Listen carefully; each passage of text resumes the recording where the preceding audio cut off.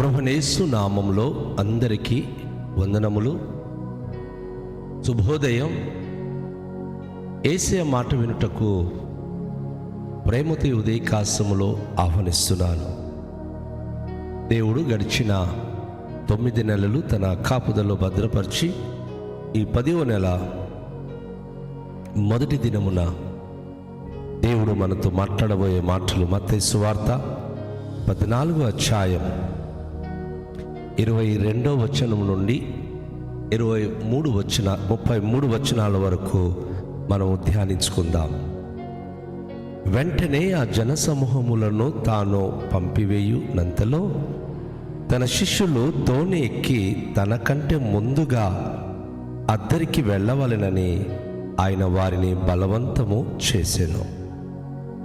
ఆయన ఆ జనసమూహములను పంపివేసి ప్రార్థన చేయుటకు ఏకాంతముగా కొండ ఎక్కిపోయి సాయంకాలమైనప్పుడు ఒంటరిగా ఉండెను. అప్పటికా దోణి అద్దరికి దూరంగా నుండగా గాలి ఎదురైనందున అలల వలన కొట్టబడుచుండెను. రాత్రి 4వ జామున ఆయన సముద్రం మీద నడుచుచూ వారి యొద్దకు వచ్చెను. ఆయన సముద్రము మీద నడుచుట శిష్యులు చూచి తొందరపడి భూతమని చెప్పుకొని భయము చేత కేకలు వేసిరి. వెంటనే యేసు ధైర్యము తెచ్చుకొనుడి, నేనే, భయపడకూడని వారితో చెప్పగా, పేతురు, ప్రభువా, నీవే అయితే నీళ్ల మీద నడిచి నీ వద్దకొచ్చుటకు నాకు సెలవిమ్మని ఆయనతో అనెను. ఆయన రమ్మనగానే పేతురు దోణి దిగి యేసునొద్దకు వెళ్ళుటకు నీళ్ల మీద నడిచెను. గాని గాలిని చూచి భయపడి మునిగిపోసాగి, ఓ ప్రభువా, నన్ను రక్షింపుమని కేకలు వేసెను. వెంటనే యేసు చేయి చాపి అతని పట్టుకొని, అల్ప విశ్వాసి, ఎందుకు సందేహపడితివని అతనితో చెప్పెను. వారు దోణి ఎక్కినప్పుడు గాలి అణిగెను.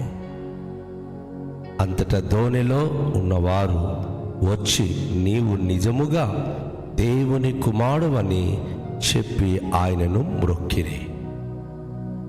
ఉదయకాశములో దేవుని యొక్క ప్రియ బిడ్డలారా, యేసయ్య మాట వింటున్న మనము, యేసు ప్రభువారు మన జీవితంలో చాలాసార్లు ఆయన మన ఎడల కలిగి ఉన్న ఉద్దేశాలను, మనకు ఆయన ధైర్యపరిచే విధానాలను గుర్తించలేకపోతున్నాం. ఆయన అనేక జనసమూహాలకు ఆయన చక్కని రొట్టె, చేపలు, భోజనాలు పెట్టిన పిమ్మట అరణ్య ప్రదేశంలో ఆ రాత్రి ఉండకూడదు అని అక్కడ ఉన్నటువంటి సరస్సు మీద నుండి ఆయన దోణి ఎక్కి తన శిష్యులకు అద్దరికి వెళ్ళాలని పంపివేశాడు. అరణ్య ప్రదేశంలో కొంత సమయం ఆయన ప్రార్థనలో ఉంటూ తన శిష్యులకు మాత్రం, మీరు ముందుగా గిన్నెసెరతు ఒడ్డు ఆ ప్రాంతానికి పోవాలని ఆజ్ఞాపించినప్పుడు వారు ఆ ప్రదేశం వైపు దోణిలో వెళుతున్నారు. అంతలో భయంకరమైనటువంటి గాలి, తుఫాను చెలరేగింది. వారి నావ ముందుకు వెళ్ళలేక వారు భయపడుతున్న స్థితి ఎదురైంది. ఒక మాట మనం ఇక్కడ గమనించాలి. వెళ్ళబోయే ప్రదేశానికి అందరూ ఒక్కసారికి కదా వెళ్ళాలి. యేసు ప్రభువారు కూడా వారితో పాటు నావలో ఎక్కి వెళ్ళవచ్చును. కానీ కొన్నిసార్లు మన కుటుంబాలకు దేవుడు మనము మాత్రమే వెళ్ళాలని, మనం మాత్రమే చేయాలని, మనం మాత్రమే నిలబడాలని ఆయన అభయం ఇచ్చి మన వెనకల ఆయన మనను గమనిస్తూ ఉంటాడు. ఇక్కడ తన శిష్యులు 12 మంది ప్రయాణమై వెళుతుండగా ఆ రాత్రి వారు ఆ దోణిను నడిపిస్తూ అద్దరికి వెళ్ళాలని వారు ప్రయత్నిస్తుండగా చాలా భయంకరమైన గాలి తుఫాన్లు చిక్కిపోయి చాలా ఇబ్బందులు పడుతున్నారు. యేసు ప్రభు వారు అలాంటి ప్రాబ్లం వారికి వస్తాయని ఆయనకి ముందే తెలుసు. వెంటనే ఆయన ప్రయాణమై వారితో కలుసుకోవడానికి ఆయన బయలుదేరి వెళ్ళారు. అయితే వారికైతే దోణి అవసరం, నావ అవసరం, కానీ మహిమ కలిగిన యేసు ప్రభుకి ఎలాంటి వాహనాల ఆవశ్యకత లేదు. ఆయన తన బిడ్డలు కష్టాల్లో ఉన్నప్పుడు వెంటనే వారి ఎదుకు చేరుకునే సామర్థ్యవంతుడు ఆయన. నీటిపైన ఆయన నడుస్తూ వస్తున్నారు. ఇక్కడ ఒక విషయం మనం గమనించాలి. 4వ జామున అన్నప్పుడు వేకుజామున 3 గంటల నుండి అది 4వ జాము క్రింద లెక్కించబడుతుంది. వేకుజామున 3, 4, 5, 6 ఆ ప్రాంతము ఒక దైవికమైనటువంటి సమయం. చాలామంది వేకువని లేచి ప్రార్థించడానికి ఇష్టపడరు. వేకువని లేచి దేవుని స్వరాన్ని వినడానికి ఇష్టపడరు. ప్రకృతి అంత నిశ్శబ్దంగా మౌనంగా ఉన్నప్పుడు ఒక భక్తుడు వేకువని లేచి దైవ ధ్యానం చేస్తే ఆ వ్యక్తికి ఎంత ఆశీర్వాదమో అది అనుభవించిన భక్తులకే తప్ప అనుభవించని వారికి అర్థము కాదు. అనేక సార్లు వేకువని లేచి ప్రార్థించాలి అని ఉపదేశించబడుతూ ఉంటాం, కానీ ఆ పని చాలామంది చేయడానికి ఇష్టపడరు. ఇక్కడ శోధన, శ్రమలు, కష్టాలు, బాధలు, గండాలు దాటాలి అన్నప్పుడు దేవుడు అదే సమయంలోనే మనకు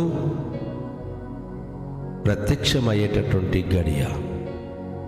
ఈ 4వ జామున 3 నుండి 6 గంటల మధ్య కాలంలో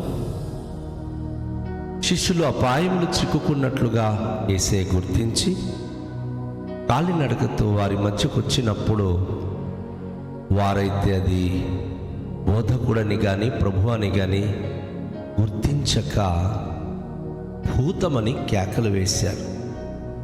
వారు భయపడిపోయారు. అయితే వెంటనే వారి యొక్క అల్ప విశ్వాసాన్ని, వారి బలహీనతలను యేసయ్య గుర్తించి గద్దించి, నేనే, భయపడకుడి అని అభయమిచ్చాడు. దేవుని బిడ్డలారా, యేసయ్య మాటలు వింటున్న ప్రతి ఒక్కరు గమనించాల్సింది ఏమిటంటే, నీ భక్తి నిజమైనదైతే, నువ్వు నిజమైన దేవుణ్ణి కలిగి ఉన్నట్లయితే, నీ కష్టాల్లో, నీ సంకటములో, నీ బాధల్లో, నీ వేదనలలో మనం సేవించే మన దేవుడు మన ప్రక్కని నిలిచి మనకు అభయం ఇస్తాడు. మన భక్తి సరైనది కానప్పుడు, మన విశ్వాసము సరైనది కానప్పుడు దైవ ప్రత్యక్షత మనకు లభించదు. చిన్నదైనా పెద్దదైనా శోధన శ్రమల్లో మనము నలిపివేయబడతామే కానీ స్థిరంగా నిలబడలేము. పేతురు గుర్తించాడు. ప్రభువాని గట్టిగా ఆయన కేక వేశాడు. నీవే అయితే నువ్వు నడిచినట్లుగా ఈ సముద్రం పైన నన్ను నడవనివ్వండి అన్నాడు ఆయన. యేసు ప్రభువారు ఆయన విశ్వాసాన్ని లేక ప్రభును వెంబడించేటటువంటి విధానాన్ని గమనించి తనకు రమ్మని చెప్పగానే ఆయన చెప్పాలంటే సముద్ర తీర ప్రాంతంలో అనేక నావలు కలిగి అనేకమైన చేపలు పడుతూ సముద్రం యొక్క లోతు ఎక్కడ ఎంత ఉంది అనేది గ్రహించినటువంటి విచక్షణ జ్ఞానం కలిగిన వాడు. కానీ యేసు సముద్రంపై నడుస్తున్నటువంటి దృశ్యాన్ని చూచినప్పుడు యేసు ప్రభువారి పైన తనకున్న నమ్మకాన్ని బట్టి తను కూడా నడవడానికి ఆయన సెలవిమ్మన్నప్పుడు యేసే అతనికి సెలవిచ్చారు. ఆయన నడవడం ప్రారంభం చేశాడు. అయితే ఇక్కడ ఒక అద్భుతమైన విషయాన్ని మనం గమనించాలి. యేసు వైపు ఆయన చూచి సముద్రంలో వేసిన అడుగులు చక్కగా ఆయన వేయగలిగాడు, నడవగలిగాడు. కానీ గాలిని చూచి మునిగిపోసాగెను. ఏ భక్తులైనా దేవుని పట్ల విశ్వాసం కలిగి జీవిస్తున్న వారు యేసు వైపు చూచినప్పుడు వారు ధైర్యంగా ముందుకు వెళ్ళగలరు. గాలి వైపు చూచినప్పుడు అనే మాట మనం గమనిస్తే ఈ లోకం వైపు, లోకస్తుల మాటల వైపు, భయంకరమైనటువంటి పరిస్థితుల వైపు చూస్తే మునిగిపోక తప్పదు. అయితే మనము మునిగిపోయినప్పుడు మనం రక్షించిన దేవుడు, మనకు ఏర్పరచుకున్న దేవుడు విడిచిపెట్టువాడు కాడు.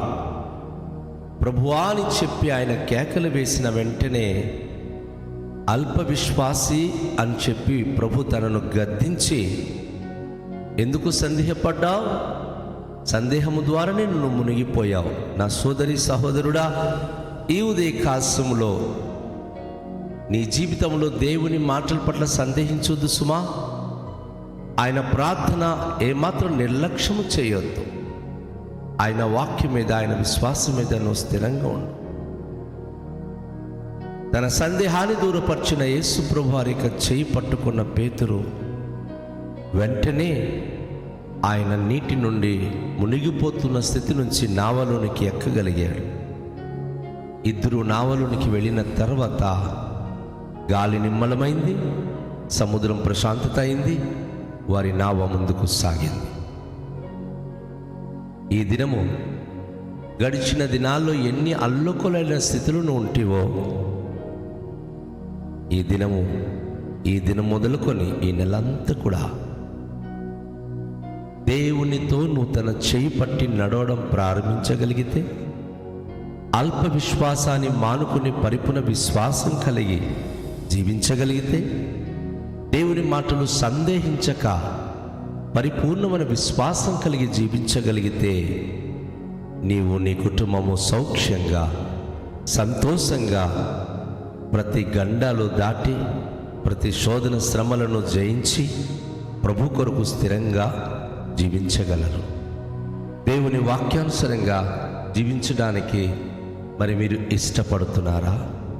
యేసయ్య స్వరాన్ని వింటున్న నా ప్రియ సహోదరి, నా ప్రియ సహోదరుడా, ఈ పందెలక్కడ దేవుని మాటలు వింటున్నటువంటి మీ జీవితాల్లో అపనమ్మకం అనేది మీలో ఉండకుండా, సందేహం అనేది మీలో ఉండకుండా, యేసు వైపు చూస్తూ ఆయన మాటలు వింటూ విశ్వాసం కలిగి జీవించగలిగితే, నువ్వు ఎలాంటి స్థితిలో మునిగిపోతున్నా, ఎలాంటి ఆర్థిక సమస్యలు చిక్కుకొని ఉన్నా, ఎలాంటి కేసుల్లో, ఎలాంటి గొడవల్లో, ఎలాంటి శోధన శ్రమల్లో నీ జీవితం ఇంతే అని అనుకుంటున్నా, ఎలాంటి రోగాలు నిన్ను పట్టి పీడిస్తూ ఈ లోకమైన సంద్రములో నువ్వు బయటికి రాకుండా అణిచివేసి స్థితిలోనికి వెళ్ళిపోయి ఉన్నా, ఒకటే యేసు వైపు చూడు. యేసయ్య మాటను విశ్వసించు. ఆయన చేయి పట్టుకో. ఆయన నిన్ను ఒక ఉన్నత స్థితిలోనికి నడిపించగలడు, సంరక్షించగలడు. మనస్ఫూర్తిగా ప్రభును విశ్వసించి ఆయన మాట చొప్పున జీవించడానికి ఇష్టపడుతున్నారా? తలలోంచుకొని ప్రార్థన చేద్దాం.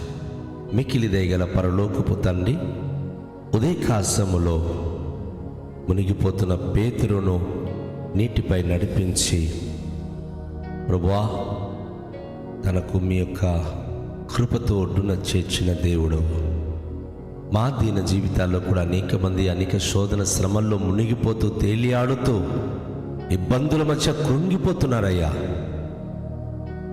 ఈ దినము ప్రతి కుటుంబానికి మీ చేయి చాపి లేవనెత్తి, ప్రతి కుటుంబం సౌఖ్యంగా మీతో పాటు ప్రయాణము చేసి ముందుకు సాగే భాగ్యం ఇవ్వండి.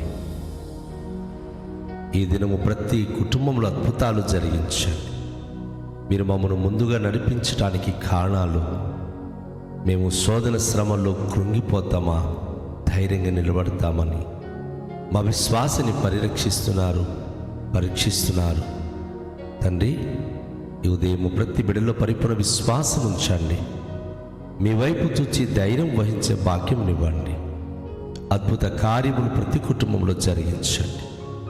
సకల మహిమ ఘనత ప్రభావములు మీరే పొందుకోమని, ఈ దినము గొప్ప కార్యములు జరిగించమని యేసు నామములో ప్రార్థిస్తున్నాము తండ్రి. ఆమేన్. అందరికీ షాలోమ్. ప్రభు మిమ్ములను దీవించునుగాక.